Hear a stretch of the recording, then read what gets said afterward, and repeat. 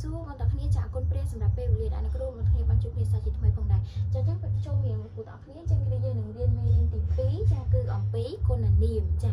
អំពីគុណនាមចឹងនេះក៏អ្នកគ្រូមាន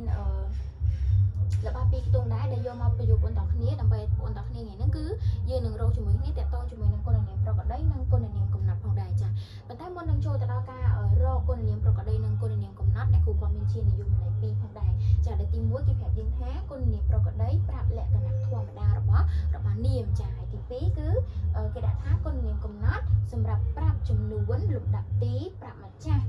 កម្មសិទ្ធិសម្រាប់សួរឬចង្អុលប្រាប់ឋានភាពទីកន្លែងឬពេលវេលាចាឥឡូវយើងនឹងចូលទៅដល់ក្នុងឧទាហរណ៍ទី1យើងនឹងទៅរកជាមួយនឹងគ្នាថាតើឧទាហរណ៍ទី1ស្ថិតនៅក្នុងប្រភេទនៃគុណនាមមួយណាដែរចាឥឡូវគេដាក់ថាធីតាមានមុខមូលភ្នែកធំសក់វែងចាចឹងគូអានម្ដងទៀតគេដាក់ថាធីតាមានមុខមូលភ្នែកធំសក់វែងចាអញ្ចឹងនៅកន្លែងណាទៅដែលជាគុណនាមនៅក្នុងប្រភេទមួយណាកូន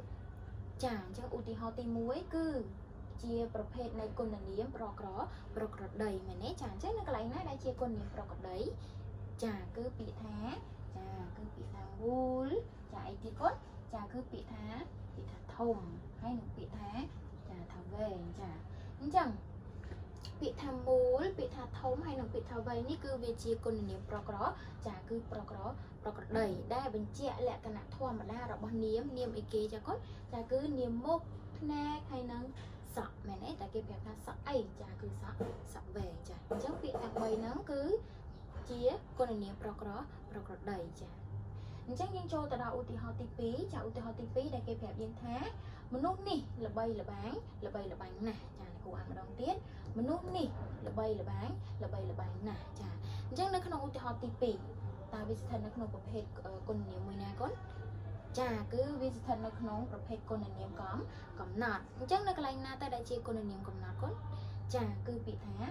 ចាពាក្យនេះមែនទេចាពាក្យនេះគឺជាគុណនាមកំណត់ដែលគេចង្អុលប្រាប់ពីឋានភាពថាអ្នកណាគឺជាអ្នកល្បីល្បាញគឺគេប្រាប់ថាមនុស្សនេះគឺគេប្រាប់ថាច្បាស់ថាមនុស្សនេះគឺគាត់ល្បីល្បាញមែនទេចាអញ្ចឹងមេរៀនរបស់អ្នកគ្រូដែលថ្ងៃហ្នឹងដែលតាក់ទងជាមួយនឹងគុណនាមក៏បានចប់ត្រឹមតែប៉ុណ្្នឹងចឹងគ្រូស្គមថាបងប្អូនគ្នាបានត្រឡប់ទៅវិញក៏បានបង្កើតល្បះដែលតាក់ទងជាមួយនឹងមេរៀនគុណនាមហើយនិងប្រភេទគុណនាមប្រកបដីនិងគុណនាមកំណត់ផងដែរចាអញ្ចឹងអ្នកគ្រូសូមអរគុណសូមព្រះប្រទានពរ